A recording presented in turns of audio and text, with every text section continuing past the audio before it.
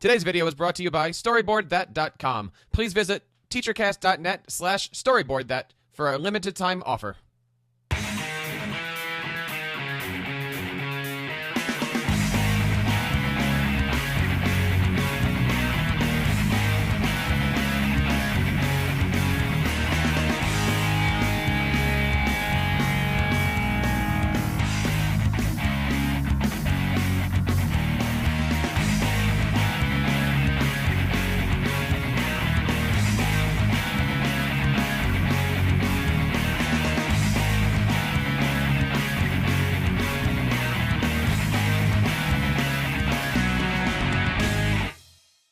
Hey, welcome everybody to episode 34 of the PrincipalCast podcast, hosted by myself, Spike Cook, Teresa Stagger, and Jessica Johnson.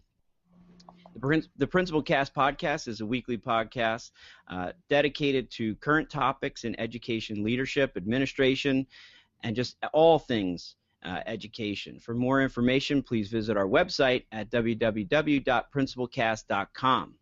There are many great ways to connect with us. Of course, you can always come on Twitter. We are at PrincipalCast. And then you can also follow the hashtag at #PrincipalCast. Both our video and audio feeds are on iTunes, so you can search that and subscribe to the podcast. Tonight's topic is starting your own school with Kelly Tenkely. Welcome to the show, Kelly. Thanks so much, Spike. Welcome. We're so glad to have you. Thanks for having me. I'm glad to be here. We are so excited about having you here tonight.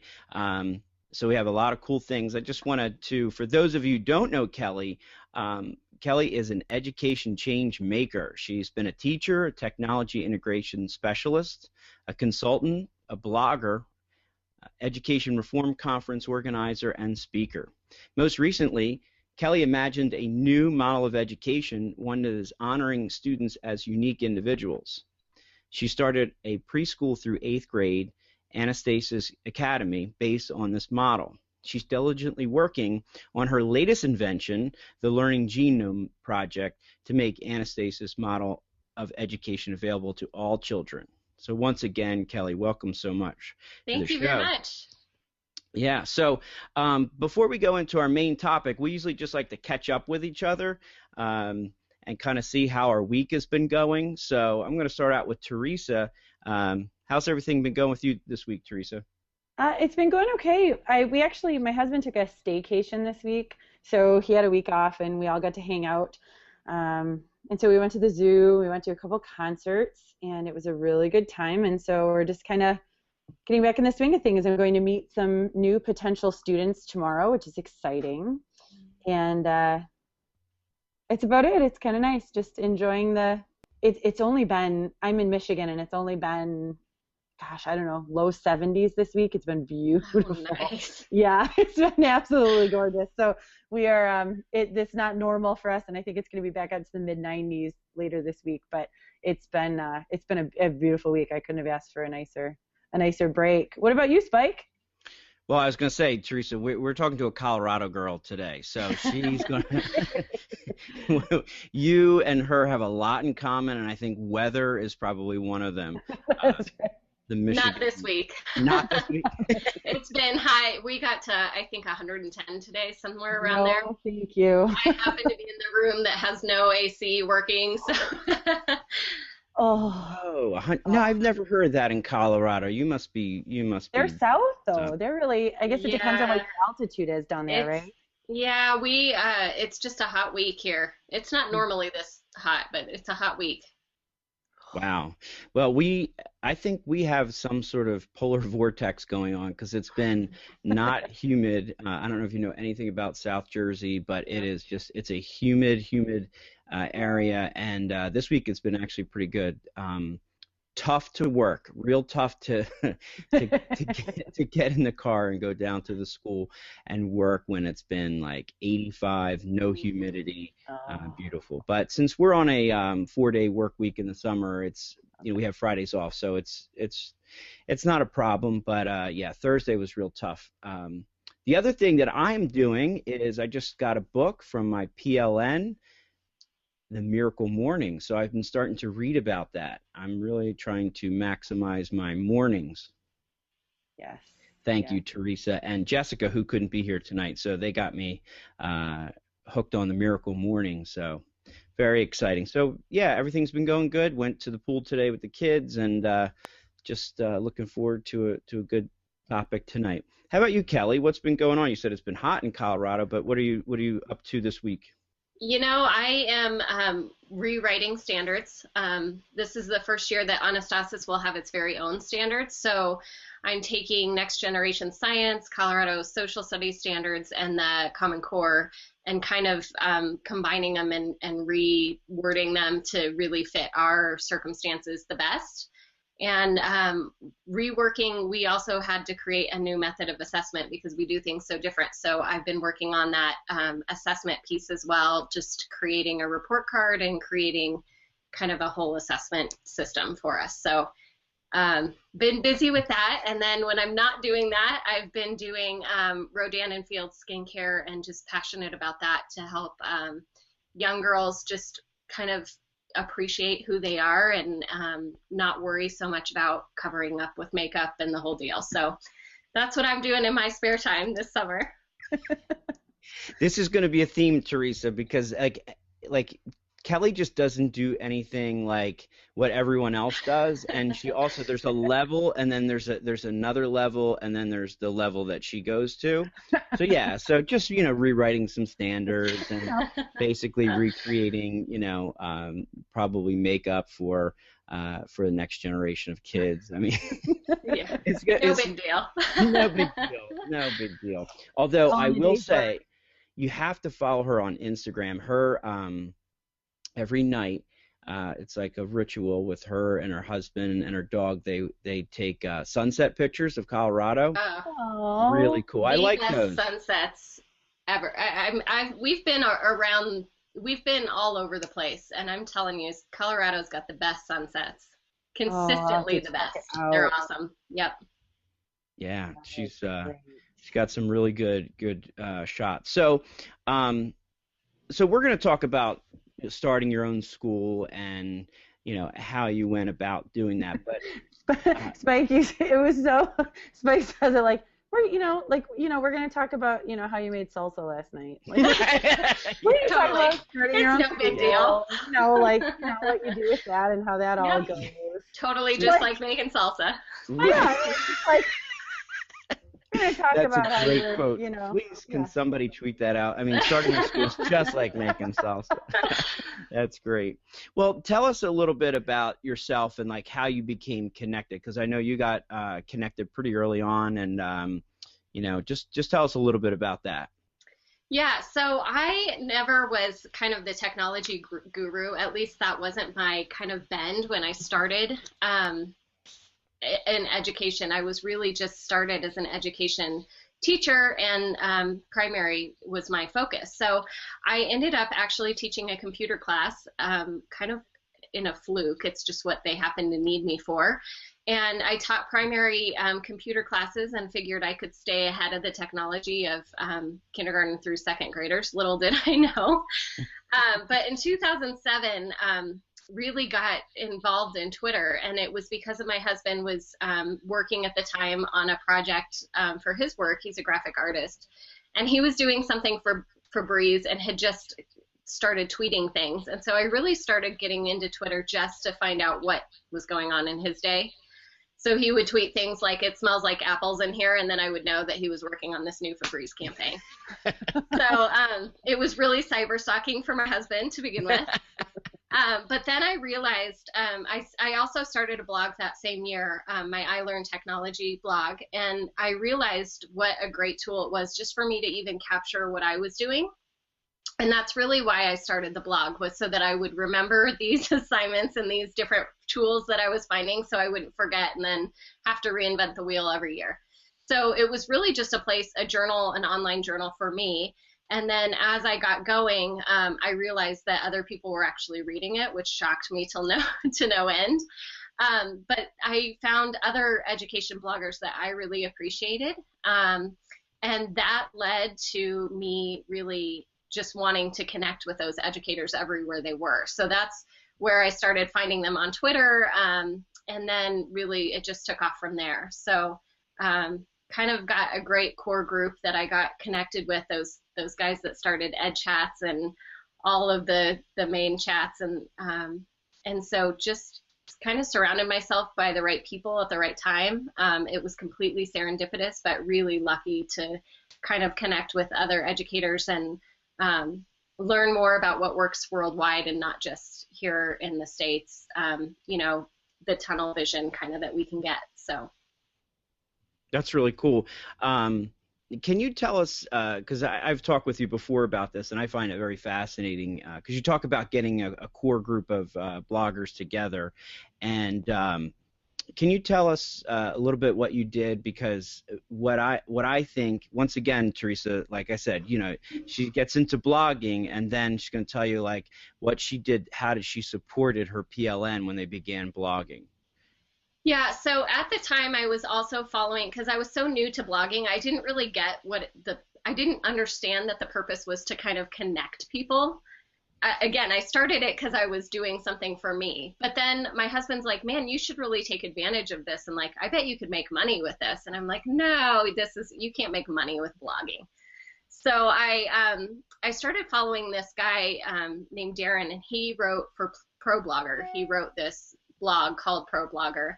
And for a long time, it was like the top blog in the world, and he was making all kinds of money. So I just followed him kind of out of curiosity. He was a photography blogger, and I don't even think he runs it anymore. But he had a guest post on of these three guys who had formed an alliance, so to speak. I think they called it something different. But they formed this alliance, and they just agreed that they would comment on each other's blogs every single day and kind of encourage each other that way. Serendipitously, that night I was watching The Office, and it was the episode where Dwight says, do you want to form an alliance with me? So it kind of all clicked for me, and when you're in education, I can never turn that brain off, so I'm like immediately like, yes, this is what I need to do. So I titled the blog post and just said, do you want to form an alliance with me? I didn't even really know who read my blog, so it was like just this cast out this net and see who responds. And I had 100 educators respond to me and say, yes, I want to be part of this alliance. So we really got together, and in this alliance, we agreed to read each other's blogs, to comment when we could. I commented on every single blog because I'm OCD and can't pick and choose. So I would comment on every blog every single day for a year, whoever had posted, and just committed to that. And we formed this really amazing group, and it had people like Shelly Terrell in it, and Stephen, Web 2.0 Classroom. It had Nick Provenzano was a part of that group. Just really kind of key people that not only were great just to surround me, Edna Saxon and Maggie Switz. I can't think of her last name right now, but anyway, all of these kind of key people that really transformed the way that I thought about teaching and learning. And what started as like a let's just support each other and help each other keep blogging turned into this awesome like connection of people and this crazy learning like think tank. So it was really a cool experience. So once again, Teresa, so 100 blogs. So she's just going to read. Right. Why not? and respond. And respond. But, you know, in addition to her daily, right, routine. You know, at the time I was just doing the computer class and the blog, so it was a little more manageable in my life at that point. I don't know that I could do that now, but it's a great way to start. And you know, Teresa really worked with me in the book that I'm writing about connected educators, and I shared that story, Kelly's story, in that as well, because in the section, you know, building a strong alliance, because I think it is an amazing story, and you know, when you talk to Kelly and you hear about all this stuff, and then you talk to people who were in that alliance or who you know, work together. They're just so fond of those days because it really was an awesome way to support. And what my point is that anyone could do that, and it would be a great idea for people who are starting to blog to say, hey, let's let's read each other's stuff, let's comment and help each other out. And it sounds like that's exactly what you guys did. It's a great way to meet people and to form those kind of strong bonds, because when you're commenting on something, you have to read it at a different level than if you're just, glancing through it. And that was awesome for me. And I credit so much to Edna and Maggie, because they both worked in IB schools. They still work in IB schools. But though that was transformative to me, I had never heard of inquiry as a stance. I think that I had been in schools where inquiry was a stance, but to really kind of see that through their eyes was transformative to me in made such an impact on me in a positive way. And then just seeing the really cool things that people were doing with technology, the things that Nick was doing in his classroom, and just that kind of support, not even just as a blogger, but as an educator, to know it can be such an isolating experience to just be in your own classroom and, you're with your kids and you do your thing and you kind of feel isolated from other adults, like nobody really knows what I do here and it would be great to have feedback. And suddenly we had this like window into each other's classrooms where we could really feed off of each other and share ideas and kind of bond in a way that I hadn't done before in education. So it was really cool. Highly recommended. That's awesome. In fact, Teresa, who's up in Michigan, is not very far from Nick, the nerdy teacher. Yeah. And, before I moved, I think we were like 10 or 15 minutes away. But oh, awesome. And I'm a little bit further now. I live closer to the airport. But yeah, he's super, super close. And in fact, he works with a good friend of mine at the school that he's at. So. Oh, that's great. Yeah, good guy. I like him a lot. He is a good guy. So you started your first blog, and then how many other blogs have you started since then? Lost count. Can I say that? I think I'm probably 12 or 13 in. I keep up with 5 of them regularly pretty well, but I've got probably more than I can count. There's a list. Wow. I like to keep things separate, I think, is my problem. So I don't just blog about like education and dump it all in one place. I like to keep things separate. So I'm like, oh, I've never had that thought before. I better create a new blog. That's awesome. So maybe a sickness. I'm not sure it's healthy. No, you know what? That makes sense, because I struggle. I think part of why I struggle with blogging so much is that I can't figure out, I've got my principal blog, but what should go on there? Like, where's the line? What should I do? The same thing. I had trouble when I first started my blog. It was, I had 15 different pages because there were, this is going to go here and this is going to go here and this is going to go here. And I think it's when you have, that sort of mind that separates things, puts things into categories. Totally. It's really hard to just have one big blog where everything lives, and then, try to find it, or you've got, because people might not be interested in, this part of what you're doing, but they might be super interested in this part of what you're doing. So yeah, I get it. Yeah. I get it. I'm not saying it's not a sickness, but I get it. Yeah, seriously. I think that I learned technology has kind of become my catch-all, because even though it's primarily technology, that's where people first found me. And so that's where I tend to cross-post most things if I'm going to cross-post. That makes sense. So. Very cool. It's good that you've got the place that to do that, though. I will say it makes me a little uncomfortable to do it because of the separation thing that I like, but it happens. And what was the longest streak that you had for blogging? Continuously, like every single day doing it? Yeah. 4 years. Good grief. I couldn't go like 4 days. Yeah, 4 years. I learned technology. I could update every single day for 4 years. When I got out of the classroom, and when I started the school is when it started becoming more sporadic. I just could not, I can't discipline myself to do it all every day. After answering emails and going through my inbox, I'm done for the day. Right. Amen. So, amen. Well, it's enough typing and writing. Yes. I definitely attribute this thing that I'm trying this year, Kelly, to you, because I do remember when we talked before, and you had told me about the 4-year streak, and so my goal this year was to do a blog a day. So I'm up to day 200. Nice. And, congratulations. Thank you. And it's been, you know what, actually, I will say it's been a lot easier than I thought because of, and I know this might sound corny or cliche, but it's like because of my PLN. Like Teresa and I will vox back and she won't even know that she's dropped some sort of seed, and then next thing I know, I'll write a blog about it, or I'm just out somewhere and things come and to me and I just start blogging about it. It's actually a lot easier than I thought, and it, granted, it takes discipline, but I think anything worth, you start seeing everything through that lens, and that helps so much.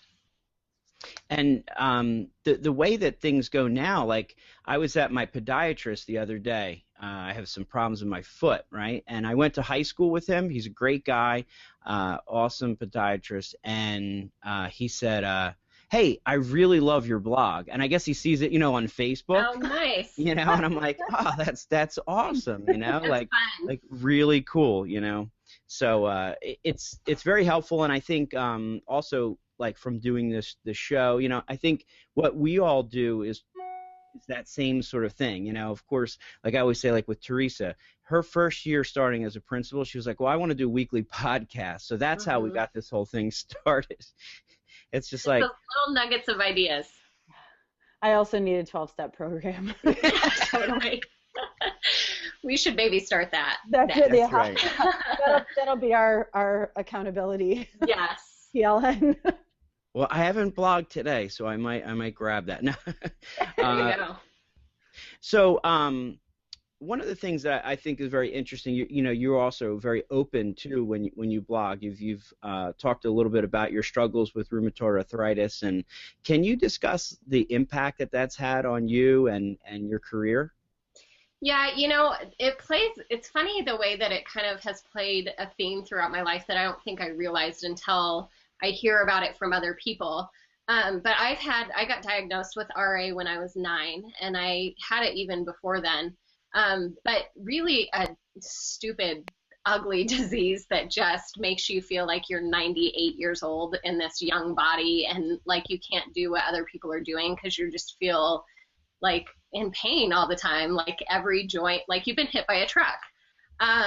So I have struggled with that throughout my life, and it played a lot of different roles in my life. But when I was younger, it really made me feel like I wasn't good enough, like I wasn't, I'm not coordinated. I probably wouldn't be even if I didn't have the RA. Something tells me that that's not my skill and not my gift. But that just emphasized that was the case. So I felt really, you feel awkward anyway at that time, but I felt extra awkward because I couldn't, like, in gym, I couldn't run like everyone else. It was really just awkward for me. I couldn't move, it just small things that you wouldn't think would matter really just took a toll. So definitely had an impact on my self-esteem younger, which is why I'm so passionate now about really helping girls understand that that's how they feel, how they perceive themselves is not the way the rest of the world perceives them. And so kind of transforming that body image and that self-image for girls. But then as far as the way it impacted my career, when I was teaching the computer class, I was 8 years in and really just starting to struggle so much to the point where it was getting hard to walk. It was getting hard to just maneuver around. I had kind of tapped out just the all of my options as far as drugs that I could take for the age bracket I was in and different things. So I had tried just about everything. Nothing was really working. I had tried natural things. Those didn't seem to be working. So I went to my rheumatologist kind of just desperate, like, what do I do? And so he said, I just think that maybe you need to take some time outside of the classroom. And I'm like, what?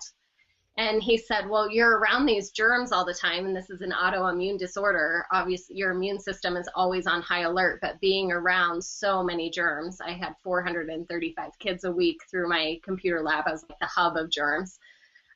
He said, being around so many is extra hard. Your immune system's working even harder, but instead of attacking what it should attack, it's attacking you. So he said, I just want you to take a year off and see what happens. Let's just test it. We've kind of run out of other options. So I reluctantly left the classroom and just thought, well, I'll just take a year off and I'll prove that that's not really the solution, but maybe in the meantime I'll find a solution. But in the year I took off, I did go into remission. So clearly that had played in somehow with kind of what was going on. Just I think being around so many kids and so much yucky stuff all the time did take an impact. So in that year that I took off, I did a lot of consulting for schools and I kind of worked, but it also gave me a different perspective of like, I worked in a private school. The first year I taught, I worked in a public school, and then the second year or the subsequent years I worked in a private school. But when I went and I was consulting, I really started seeing themes in all of the different schools of like what was not working in education well, and that theme kind of carried through. No matter what school that I visited, I saw these common like stumbling blocks for kids and kind of problems arising for kids in education, and just started thinking, you know, this could probably go differently. Wow, that's interesting, you know, to be able to take that time and reflect and then be able to see it, you know, from a different perspective. And that must have been tough. I know, because I think I remember me reading your blog post about that, where you really did have to struggle with taking that time off, you know. Clearly I'm not somebody who likes to not do anything. Like I like being busy, I like having things to do, but so that was hard for me. And two, I had just become so, like, I had just realized that education really was this passion that I had and that I loved being around the kids. And so hearing like, well, you chose wrong, you're going to have to find a new career was really, that was hard for me to hear and hard to kind of wrap my head around, because I never would have thought I would be somebody to start a school or do something outside of just being in the classroom. So. Yeah, it's really, you know, it's so much harder when someone else tells you that has to be your choice. You know, Yes. It's different when you come to that conclusion on your own, and it's still hard, but when someone else tells you that that's going to be the decision, it really makes it pretty tough. Yep. Well, and he's looking at me like my options are, well, you could be 30 and in a wheelchair, or you could stop teaching for a year and see what happens.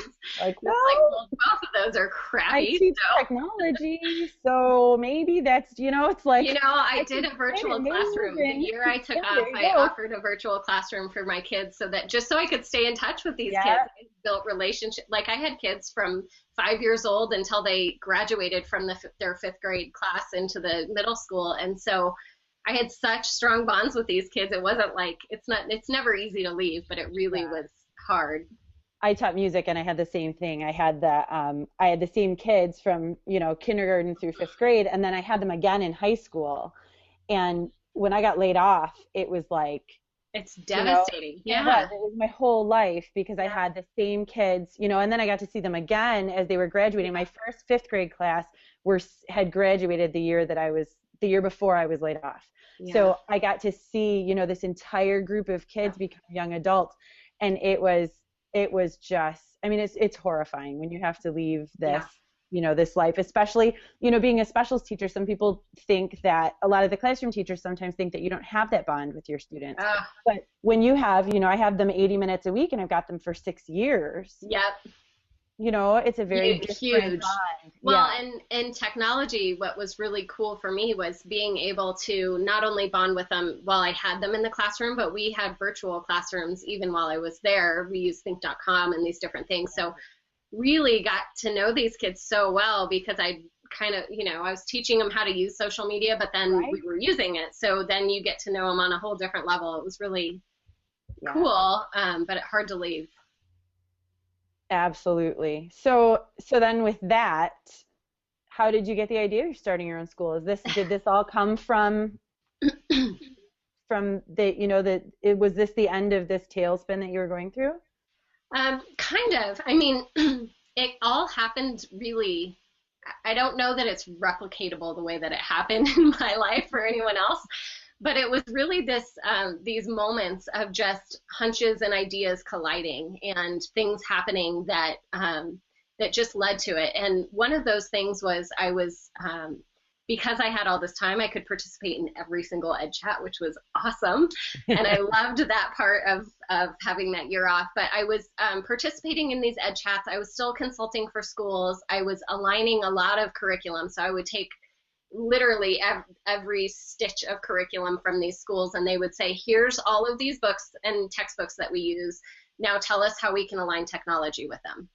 And so I would go through page by page, looking through this curriculum at like, what does the curriculum do? What does it say? What does it ask of students? Where are the places that we could use technology that would feel natural and not like, well, here's this piece of technology just so we can say you're using tech. Right. So I really tried to tie it in. But as I was going through all this curriculum, I'm thinking back to the students I taught, and I'm going, well, this differentiation that they say is differentiation is just one level higher or one level lower. Like, there's nothing here that's going to help. And I'm thinking of certain kids in my mind. You know, I have all of these kids that are coming to mind. And as I'm going through grade level after grade level, I realized the activities never even change. It's the same exact activity, but a different level of that activity. So now we're not writing out just vocabulary, you know, of cat and hat and sat. We're also writing vocabulary for more advanced words. Well, but the activity and what they're asking is exactly the same from grade level to grade level. So I'm thinking, well, no wonder these kids are not getting it or are bored to tears, or, you know, by the time they hit 5th grade, they hate school. It's because school hasn't changed for them in 5 years, and it's never done anything to meet their needs. It's never met them where they're at. It always is asking them to kind of jump through these artificial education hoops. And I worked with a lot of different curriculums, so I knew it wasn't just like one company that this was the case for. And just really seeing that, going through all of that just brought a lot to kind of unrest of something's got to change. And initially I thought that change would come just through technology. I thought, well, I'll just give them enough technology and enough supplements that it can change how this is going.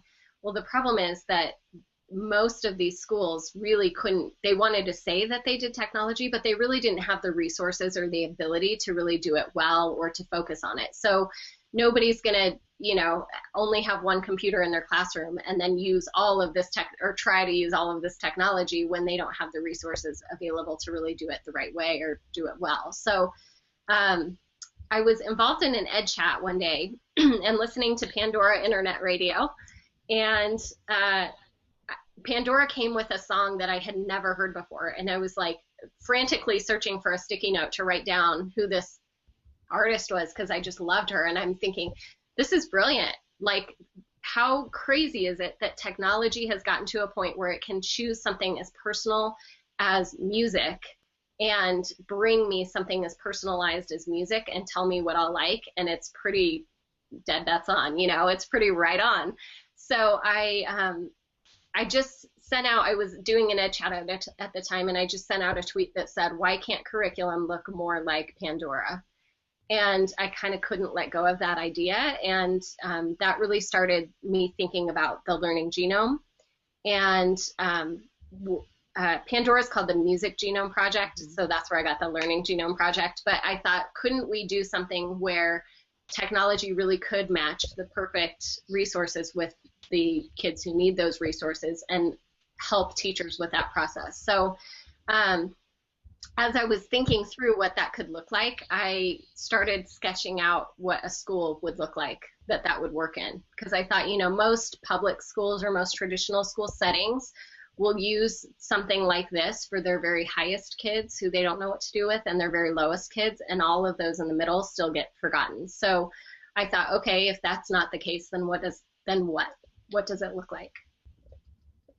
So the learning genome and your school came together around the same time? Yeah, the learning genome actually came first. So I prototyped that idea all out. I started meeting with people, just really networking and trying to find somebody who would help me build it, or who could, you know, tell me somebody who would fund it, or who could kind of connect dots for me. Along the way, I met amazing, incredible people. And then there was a Colorado Learning 2.0 conference. It's a free conference in Colorado. And it was up north, and I went to that one weekend in January or February and brought along some colleagues that I had worked with at the school that I worked at. And we all went to this conference and we're kind of sitting down and just listening. We were sitting in this session, and I don't even remember really what the topic was, but it was something education reform related. And I was having a text chat with the guy next to me who came with me. He was a fifth grade teacher at the school I taught at. And we're having this kind of side conversation as it's going. And everything that we're saying on our chat, this guy across the room is saying the exact same things. Like, it's like eerily saying exactly what we're typing, as if he's like got tapped in and is reading what we're saying and just saying it out loud. So afterwards, we kind of nailed this guy down in the hallway and said, hey, who are you and why are you saying all the things we're saying? And interestingly enough, I was supposed to have met this gentleman, and somebody had connected us and said, you've got to meet. And we were supposed to meet the Friday before the conference, and he stood me up. So we happened to just meet at this conference serendipitously, and it was the same guy. His name is Jason Martinez, and he was working at the time in Denver public school system, and he had started 13 schools in DPS. And so we just started talking, and I said, you know, we've always wanted, I was talking about the fifth grade teacher with me, and I said, we've always wanted to start a school, and we've kind of talked about what that, you know, what that dream school could look like. And Jason looked at us and said, well, why not you should just do it. Like, you could do this. I've done it. You could do it. So I met with him the week after that, the Monday after that. We met up at a local bookstore coffee shop, and he showed me how he laid out in spreadsheets a timeline to start a school. And on paper, it looks really, really doable. So that was in February, and we kept talking. In May, we formed as an actual LLC so that we could get our 501c3. And by August, we had opened up. So it happened pretty quick. We started a school in 4 months. But really, the catalyst was that conversation, and several conversations after that on Twitter with my PLN. Cyberman Jerry, he said, we should start a like a Twitter academy. And I was like, yes, let's do that. And a lot of those conversations kind of played into it. Meeting Jason, it all made me feel like, well, this feels doable. This feels like we could make this happen, and we could do this. So that fifth grade teacher actually had his administrative license. He quit his position at the school and joined me, and he is actually the acting principal of the school now. So that's kind of how it went down. Wow. You know what, Teresa? I was thinking that guy totally was from the NSA, and he was just checking out Kelly. Could be. He's like, this girl's got way too much social media There's presence. so What's much going on money. It's here? like we got to dial in on this. You have to stop her. Character. Yeah. There's something she wants to Something's change. shady here. She wants to change and improve things. Yeah. It absolutely could be that. That's the case. Yeah, and then they just gave you the green light because they just want to see, you know, how far she's going to take it. Let's see what this is going. Yeah, let's see how Pre-K this to is 8. gonna Next thing you know, she's going to want to graduate kids. You Yeah, know. yeah.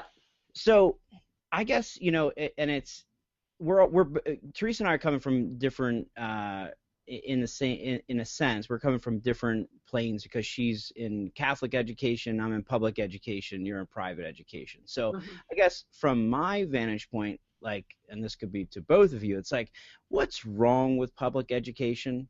I know that's a real loaded question, but like, you often don't have to deal with the same things that we do, and what we have to deal with is sometimes just contrary to everything, like, for instance, what you just talked about.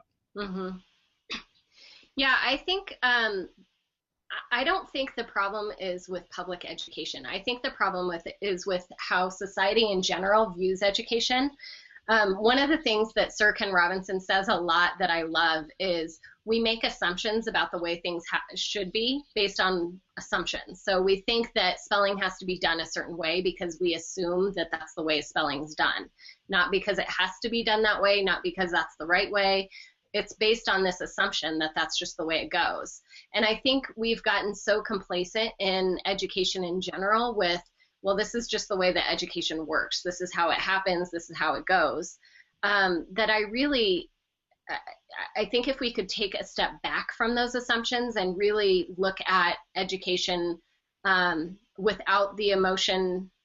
I say that, but I have a lot of emotion involved in how I look at education. But I think if we can separate out, like, well, this is how it was done when I was a kid and, I turned out fine, that kind of mentality, it would really change a lot for us. And the other thing, I think we have gotten so married, public or private education, to curricula and to these publishers who sell us this stuff. And we've gotten so married to these products that we stopped thinking about, like, what's really best for kids. And it's not a boxed curriculum that says this fits all of your children. It really is looking at your kids and recognizing them as individuals, recognizing the humanity there and saying, how do I reach this student? How do I help them recognize the gifts that they've been given, the things that are in them, and how do I really make that meet their needs the best that we can, and not assume that this curriculum that we bought because it came in this really shiny package and the salesperson was really convincing that that's going to meet needs. Two, the tests are tied to that curriculum, so I also have a beef there because I don't believe that's the best way to find out what a child knows and can do. I think it's astounding that we have kids who do really well. I mean, they learn so much before they even enter formalized education. They've never had a test, like, there's no parent grilling them with, what was that word again? How do you say that word? What do you, there's no parents doing that. And yet, as soon as they get in education, we think, well, we have to give them tests so that we know where they are. Well, no, we don't. We just have to pay attention, because if you're paying attention, you know where they are. You don't have to test. You don't need a piece of paper to tell you that if you're doing your job right, if you're being intentional and paying attention.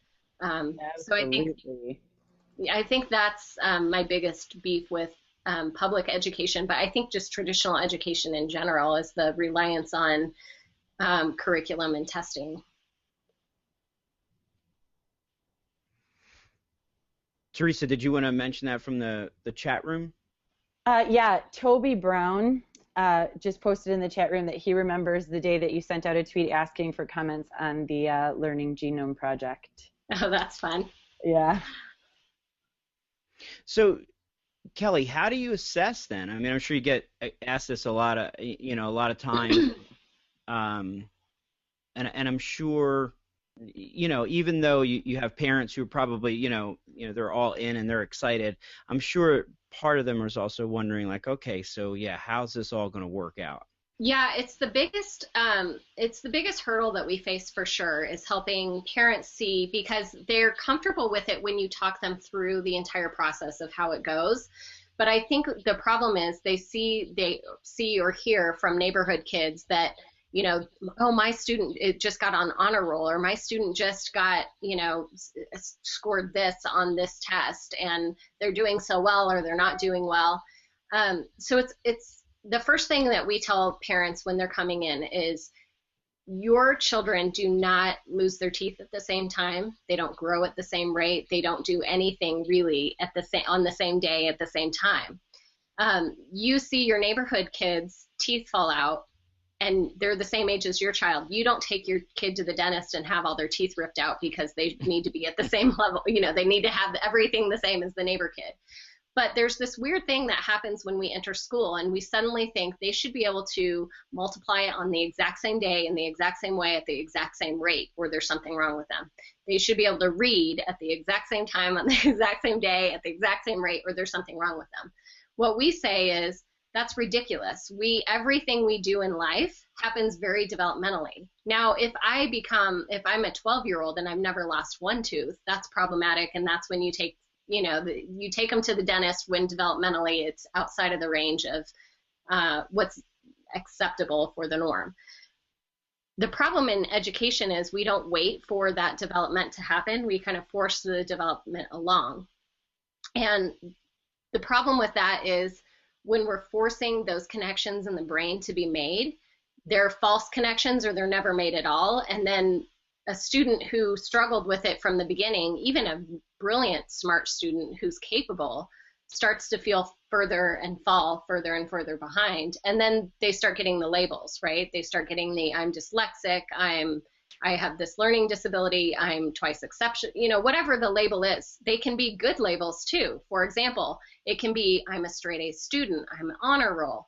The problem with both of those labels is they lead to apathy. On the one hand, you have the student who's apathetic because no matter how hard I try, I'm starting from a deficit and I'm never going to get to where everybody else is. And so why put in the effort? Why try? Because this is just who I am, and I'm wearing this label, and I'm going to wear this label proudly and say that's why I can't do anything. So you get the apathy from that standpoint. You also get the apathy from the student who's straight A student, because that A signifies something, and I was this student. It signifies I'm done learning. I know it all already. I have nothing left to learn. I have nothing left that I need to do. And that's a different form of apathy, and both of them are dangerous because it signifies this stop, and it's such an artificial stop. Nothing in life stops that way. It's this constant journey. And so for me, when I look at these kids, the first thing I try to help parents understand is when we're assessing, we're looking at them developmentally. We're not comparing them to the kid that's the same age in the same class. So our goal for kids is not, can we get them to look like everyone else? Our goal for kids is, can we take this child from where they are and make forward progress every single day? Regardless of where they start, our goal is always forward progress. Now, we want them obviously to have a range of skills and goals and learning goals that they've met before they leave us and head to high school, because they need to have this body that they can build on as they're headed to high school. But within those years, we really have a lot of play in what we can do with kids, and they don't all have to read when they're 5. We can have kids who really aren't readers until they're 7, and that's okay, or 8, and that's okay. What we're finding is that the kids who have been labeled in the past, those labels start to not look the same when they're with us. And the labels fall off because, not because we just don't use them, which we don't, but also because when they're allowed to grow and learn at their own rate, it really transforms everything. And suddenly they don't feel like the stupid kid in class. They see that they can contribute, and they realize that even though I'm not the best at this skill, there's other skills that I have that kid that's really good at this skill doesn't have. And so they start to recognize their own giftings. They start to recognize where they do have impact. They start to see how they contribute now and not sometime in the future. The other thing we do for kids, when they come into our school, we give them a full learning profile. So we look at their learning style preferences. We don't hang everything on those, but we look at what are their preferences. If they got to choose, how would they best learn? We look at multiple intelligence strengths, brain dominance, interest and passions, and they go through this whole, we made it into like a card game. But we go through this game with them the first 2 days of school, and the teachers do it one-on-one with the kids. The parents just sign up for an hour slot, and they really get an opportunity before they even step into the classroom to share who they are. So our teachers have an advantage in that when their kids are coming in, they already know what floats their boat. They already know what they really enjoy. They already know kind of how they learn and who they are as a student. From there, we look at where they're falling in the standards, and then we're looking at forward progress. This is why we had to write our own standards, because the Common Core are written very, grade level specifically. So we needed just a continuum from kindergarten through 8th grade. So that's why we rewrote them. And so every student has this big packet of here's all of the skills that we want for you to learn before you leave us. And as they learn them, we put the date on that they've learned them. And that's how we keep track of where kids are in their learning. As far as the assessment goes, we really focus on formative assessment and ipsative assessment. So the ipsative is just, okay, you did this today, can you do 1 better tomorrow, or 2 better, or 3 better? So we're not comparing them against all their peers, we're comparing them and we're helping them see, here's where you are today, let's make a new goal for tomorrow. So that formative assessment, we don't give homework. We need to see what our kids are doing, because every step of that process is how we're assessing. So we're watching, how are they writing, what's hanging them up, when they're thinking through this, when they're having a discussion, what are they thinking, where are they going? And so it really is just what you would do with your own children at home. You're so involved in everything they're doing that you're seeing where their learning is. So we don't really need the formalized, we have a lot of projects, so they're doing projects constantly, it's not the worksheets. We're an inquiry-based school, so we're constantly outside of the school as well. We take a field trip with every class every week based on the inquiry block we're in. So there's a lot of learning that happens from experts that our teachers are watching how that interaction goes and what questions they're asking and where they're going. That's really how we assess. So it happens every single moment of every single day, and our teachers would tell you that's absolutely true. It's a lot of work, but we also cap class sizes to 12 students per teacher, and so that's one of the ways that we make that a little bit more manageable. As far as actually tracking it so that it's transparent for parents, we do that using rubrics. So our teachers will fill out rubrics. They also keep a log of learning evidence that the kids do. So that learning evidence and the rubrics ends up showing up, and I can tweet this out, but it ends up in this wheel that we've created that really shows the whole child. So it's not just a math grade, a science grade, a social, like you typically get. They have those categories, but instead of just saying math, it says mathematician, because what we really want is our kids thinking like mathematician, scientist, historian. But then we also get into attitudes of learning, because what we want our kids to see is if you are not a risk taker and you're not willing to take risks, math's going to be really hard and you're not going to do well in math. And it has nothing to do with your math ability. It has to do with your unwillingness to take a risk. So we really want to break down even further than kind of your traditional behavior or character, because what we want kids to see is exactly what part of this character trait is playing into how the rest of this goes. What attitude towards learning is playing into everything else. If I don't have perseverance, that makes a difference in how my writing looks, because if I can't persevere, I can't get to the end of my writing. So that will affect that.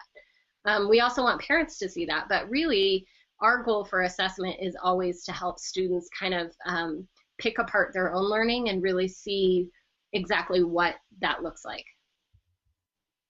I've said to Kelly before, Teresa, I'm like, I want to open up one of her schools in South Jersey, just because, but if you think about what she just said, like, how hard would it be? Now, granted, her school's starting in a month. I just looked on the website, a month from now, which is crazy. When do you guys start, Teresa? That makes me. We start after Labor Day. After Labor Day, right. So, yeah, I don't want to give you agita, Kelly, but you're about a month away. What would stop us, like, in the future of, 2 days before school, 3 days before school, anytime, like, in August, making appointments to have kids come in and have that conversation, with staff about, who are they, and where do they want to go? And I love that inquiry-based, approach that you have, because then you really take a lot of that, why do we have to learn this, away, right? Like, I guarantee you don't have a lot of kids saying, I don't know why we have to learn this, because they're always seeing that. Yeah, really rare. Now, in the first school that she had, Teresa, they actually they brought a Jeep into the school. That we lease space. So I don't know if you know this, but we do lease space, and the reason is we literally, when I started the school, we didn't have any endowments. We had no like fundraiser for it. We had literally $0 in the bank. There was nothing that we contribute. I think I contributed $60 to make copies for our information nights, and that was it.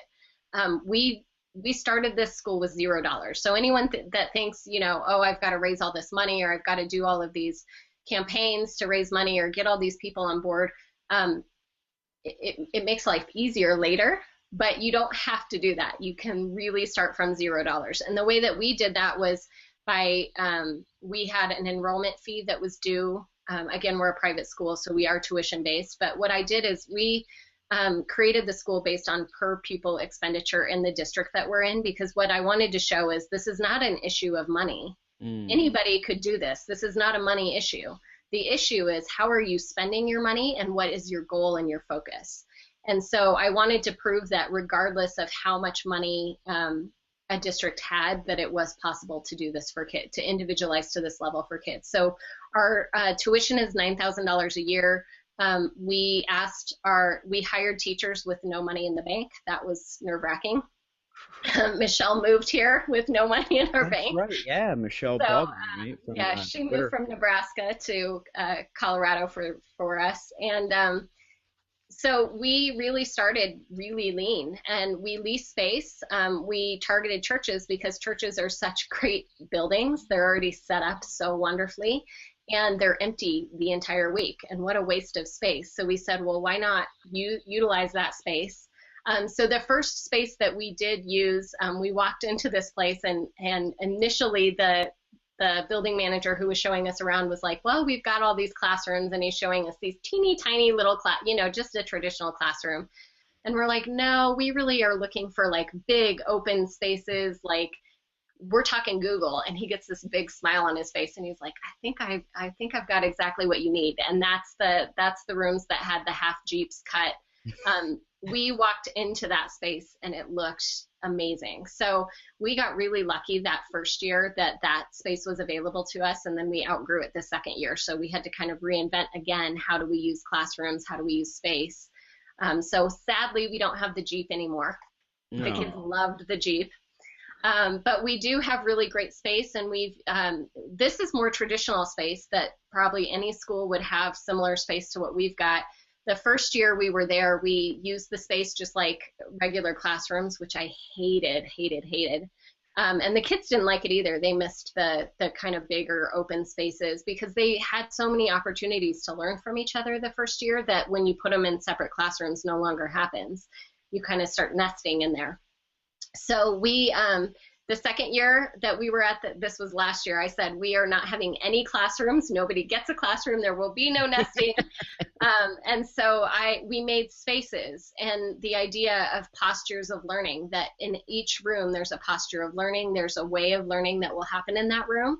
And so we have a coffee shop. We have a prototype lab. We have a campfire room. We have genius labs. We have a theater room. We have silent like a ninja room. So our goal with those is really to teach kids that in different spaces there are different expectations, and it kind of triggers that natural response of when I walk into this room, I know what to expect. Whereas when everything happens in one classroom, one, you don't get the benefit of anyone's learning around you, but two, you also it's also hard for kids, particularly kids with executive function things going on. It's hard for them to understand that sometimes it's okay to be really loud in here, and sometimes I have to be completely silent, and sometimes it just makes it really hard for them. So when you have these different spaces that signal when I'm in here, this kind of learning happens, it really kind of changes things for those kids that struggle with that. That is just so amazing. I don't know. I'm just so jealous. You can do it. 4 months to your own school. It's July, you know. No. Open in November, you'll be fine. Right. That's it. No problem. Well, you know, and the charter school movement, and I remember talking with you about this, and you kind of stayed away from that because you're still beholden to, you know, that public education dollars. So you did look into charters, but you decided. And there's lots of hoops to jump through that we didn't in Colorado. They make it ridiculously easy to start a private school. There's 4 requirements and they're all manageable. So for us to start a school as a private school was like starting a small business. You have to have obviously a safe work environment. You have to say the pledge, which I thought was interesting. So we say the pledge every morning, and you have to teach the Constitution by 7th grade. There's one other that's not coming to mind, but it's like, well, duh. It's kind of one of those things that it's so simple that obviously you would do that if you're starting. You have to have a curriculum that's got some sort of a sequence that moves forward. So those are the requirements for starting a school in Colorado. So we thought, well, we could do that. That's, that's no big deal. We can definitely do those. And so like I said, manageable. We were lucky that it is such an easy process in Colorado that literally we formed an LLC and then transferred it to a 501c3. So we are a not-for-profit now. Very cool. Well, I have one more question before we get into our weekly word association game. Do you have anything else, Teresa, from the chat room? Nothing that I have seen, but let me do one more check. So while she's doing that, Kelly, what are your next steps with the school? Well, this year, like I said, we're implementing our own standards, which is kind of exciting. I feel like this is our year where we really become ourselves fully. We are hosting an education conference to kind of show off and showcase what we do to help people think about education differently.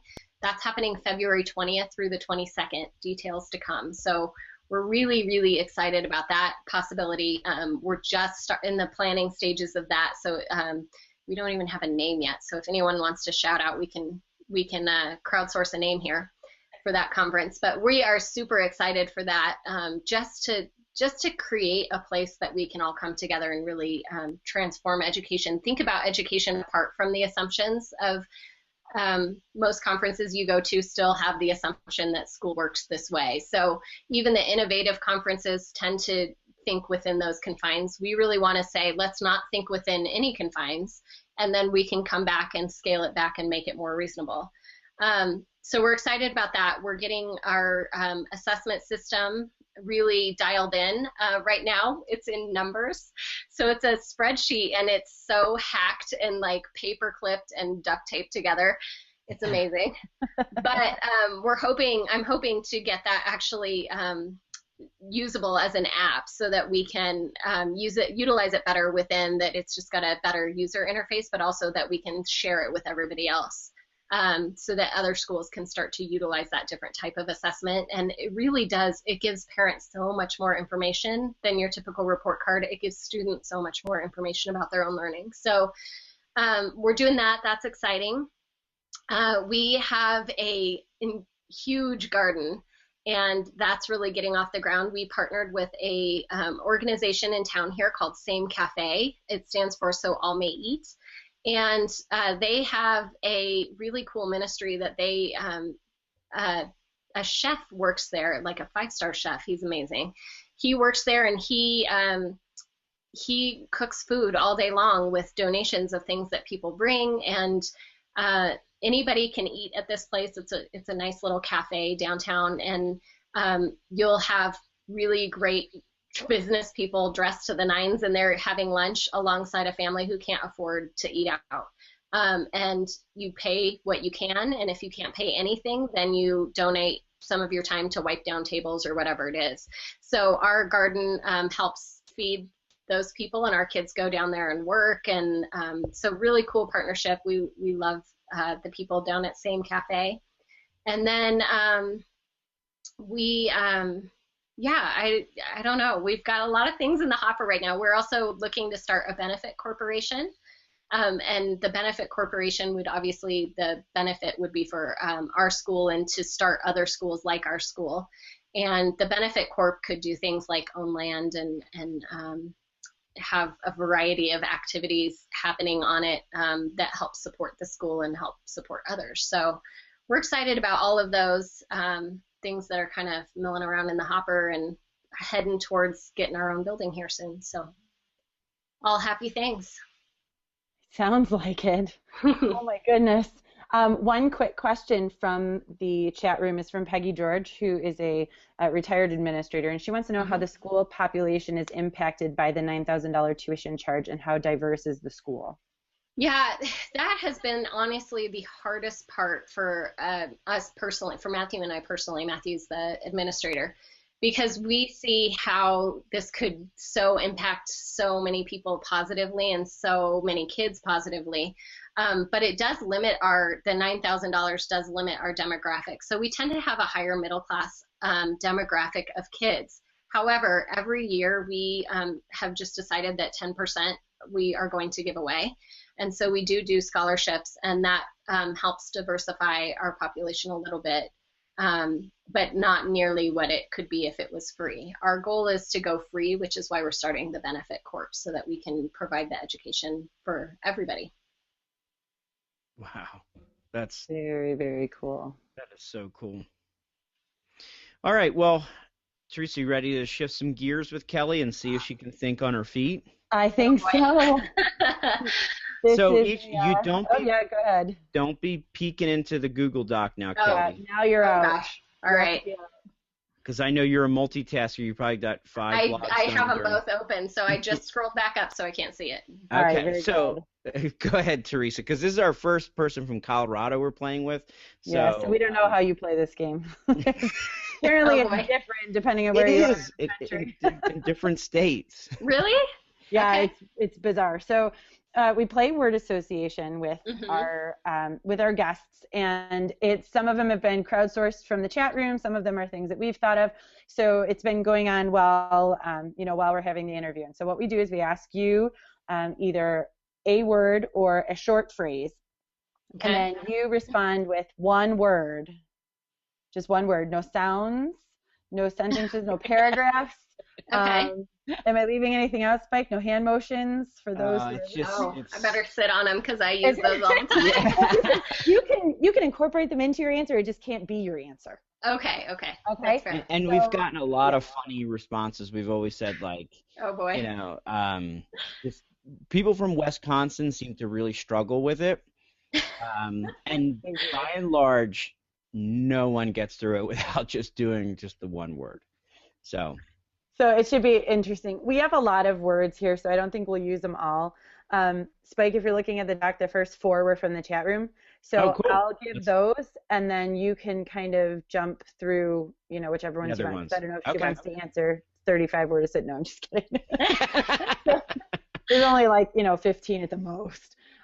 Okay, so the first, like I said, these first 4 are from our chat room. So the first word for you is happiness. Project. Whoa. Differentiation. Individualization. Oh, she's good. She is good. Peggy George just said that the hardest thing for educators to do is limit themselves to one-word responses. That's true. Especially, I tend to be wordy too, so that's hard. She's, and I give her 2 for 2 so far. I know, she's good. PLN. Connected. Rigor. Stupid. That's pretty much the context that was in the chat room as well. All right, Spike, I'm going to let you pick through the next couple. Okay, Twitter. Friends.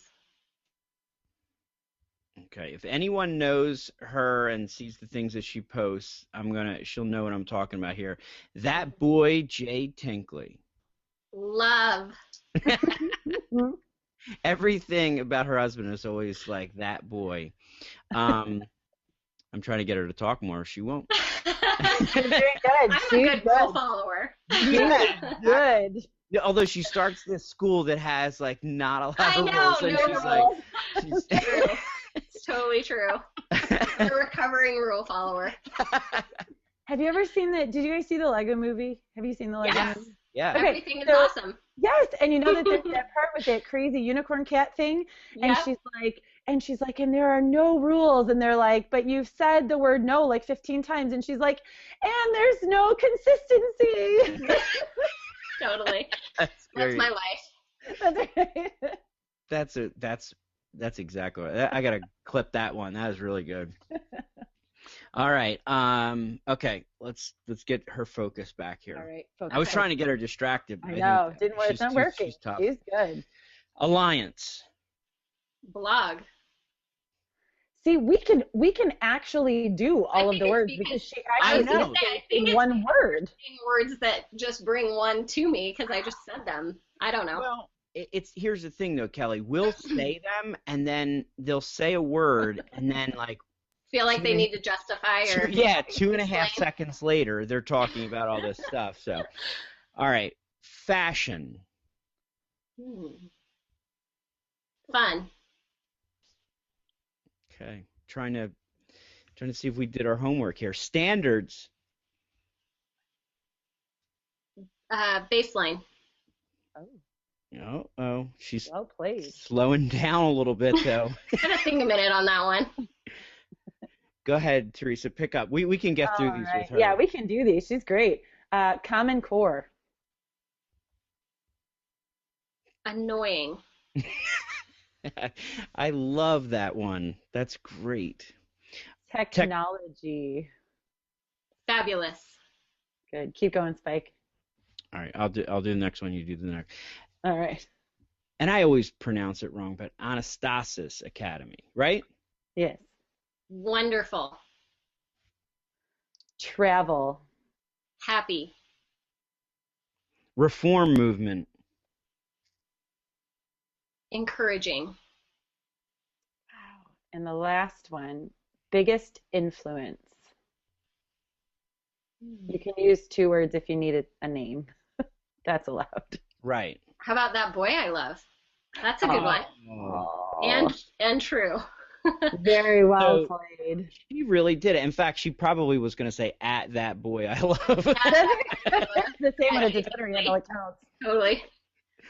That was. You know what? By far, Kelly, you get the award. You have been the best word association player that we've had.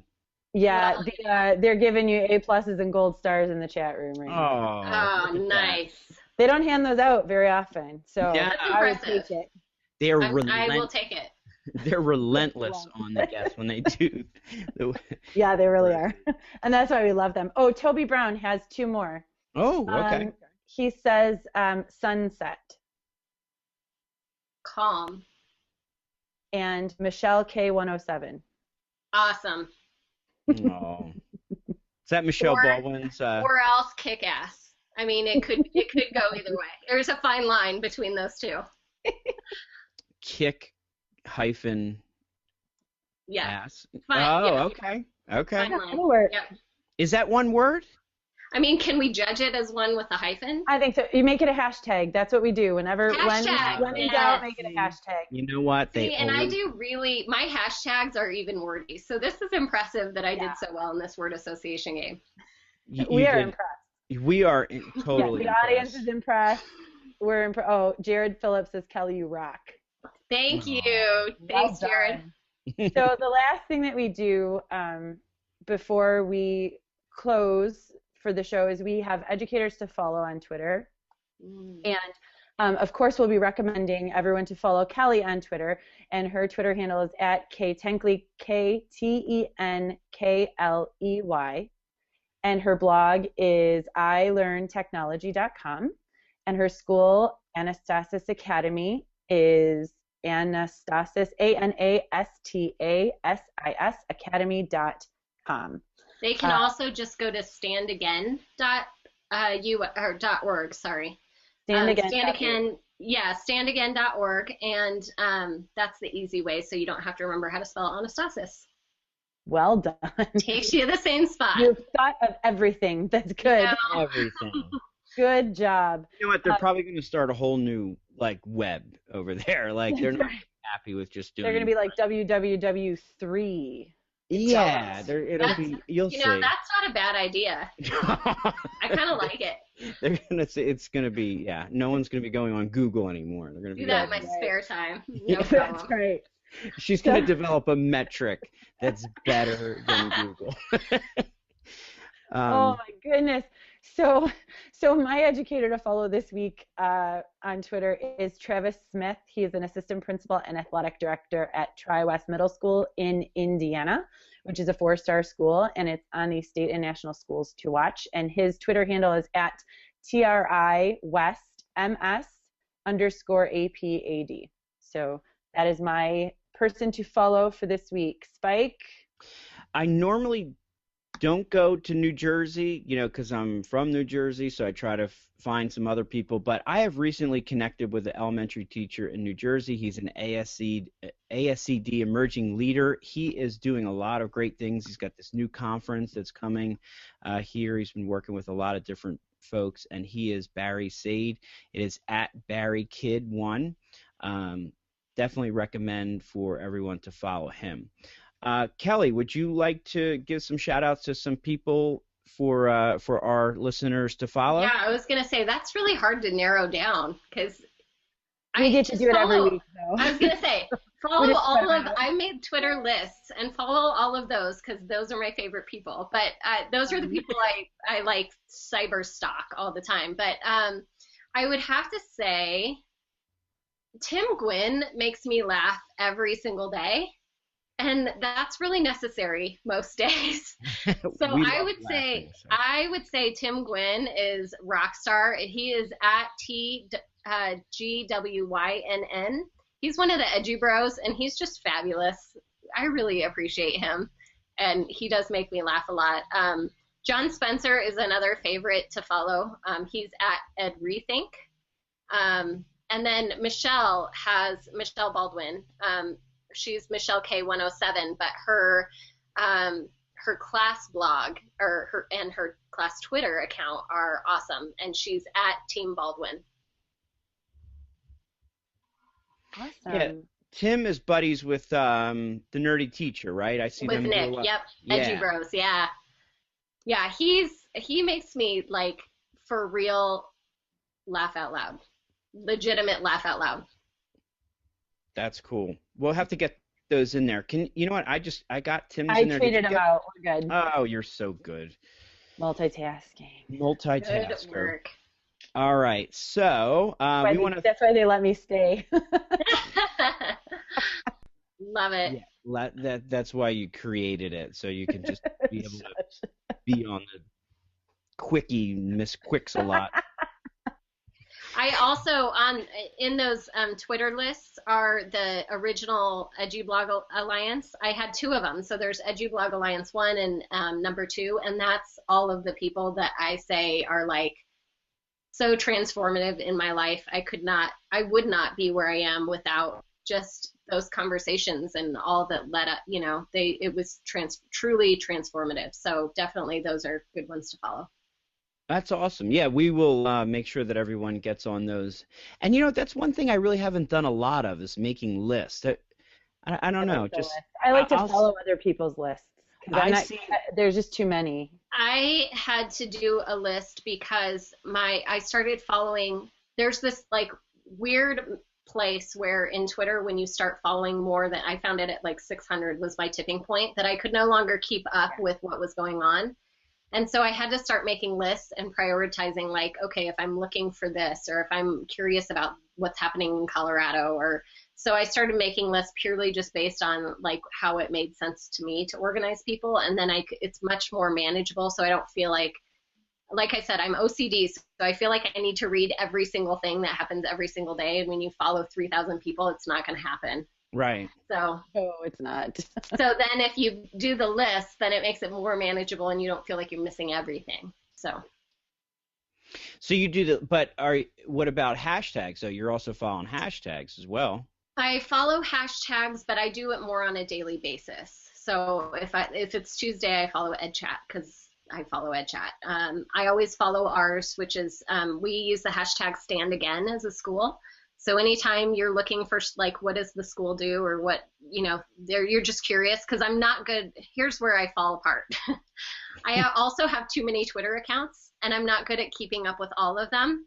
So I inevitably will share on my personal Twitter account lots of things that happen at school. So I just use the hashtags so that they're easy to all find and see together. So that hashtag is stand again. Okay. So you know what? It took us about a little over an hour, but we found out like she falls apart. She falls apart here. I do fall apart. More often than you know. Yeah, with Twitter, right? Yeah, really. If that were only the limit. I know. Email is my breaking point for sure. Do you ever do zero inbox? Yes, I just hate email so much. I hate it. hate email. Remember when it first came out and you're like, oh, somebody emailed me and it was so exciting. Right. And now I look at my inbox and I start the day with 1,400 and I'm like, I hate everything about what's happening here. It just makes my brain bleed. If I could do away with one thing, that's the one thing I do away with. I love doing zero inbox, and then sometimes I tweet it or I'll take a picture of it, and then like there's real funny people like Joe Sanfilippo in Wisconsin who he'll find, he knows my emails now, and then he'll send me one, or it's pretty funny. Joe Sanfilippo is also the guy that can't stick with one word association. So well, a really good superintendent out in Wisconsin, but right. just one of our Wisconsin administrator friends. Yeah, and okay, so let's see. Let's do. What do we got? One more thing to do here. I sort of lost my train of thought here. Okay, so we want to thank our lovely guest Kelly Tenkely for stopping by today. As Teresa said, make sure to follow her on Twitter at KTENKLEY. KELY. I know, it's tricky. KELY. It's kind of like 10 Kelly with one L in the 10 Kelly. Oh, I think I mixed that up. I think I put it in the right way, but let me check. Okay. Yeah, if it'll come up. Oh, yeah. They're all following you anyway. And I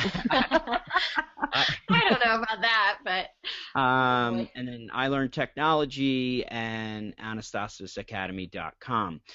We want to thank our sponsor, StoryboardThat.com. Remember, all loyal TeacherCast followers can enjoy 25% off of any package purchased today at StoryboardThat.com. /TeacherCast. We want to thank our listeners for tuning in. Once again, for more information on our podcast, please visit PrincipalCast.com and connect with us on Twitter at PrincipalCast. Our next show is July 27th. It is episode 35, and we'll be hosting Daisy Dyer-Durr, who is a recent she's been presenting at a bunch of different places, and she is an awesome person that you want to follow. She's going to be talking with us about summer learning opportunities. We recommend that you follow TeacherCast at TeacherCast on Twitter, TeacherCast.net for his blogs and resources, and TeacherCast.tv for all his podcasts. So thanks again, Kelly. And thank you guys. That was a lot of fun. Thank you so much. No problem. And Teresa, everybody come in February and come see us, and we can just have fun all together. I'm sure Colorado in February is way better than Michigan in February. Actually, depending on the day, we've kind of been joking because February can be like we can have 60-degree beautiful days, or we could have 9 feet of snow. So there's no telling. Perhaps. Yeah. I guess Florida it is. Florida. We're safe. That's awesome. Thank you so much. Yeah. All right, Kelly, we're going to run the outro. Just stay put for a minute or two. Okay. And Teresa? PrincipalCast out.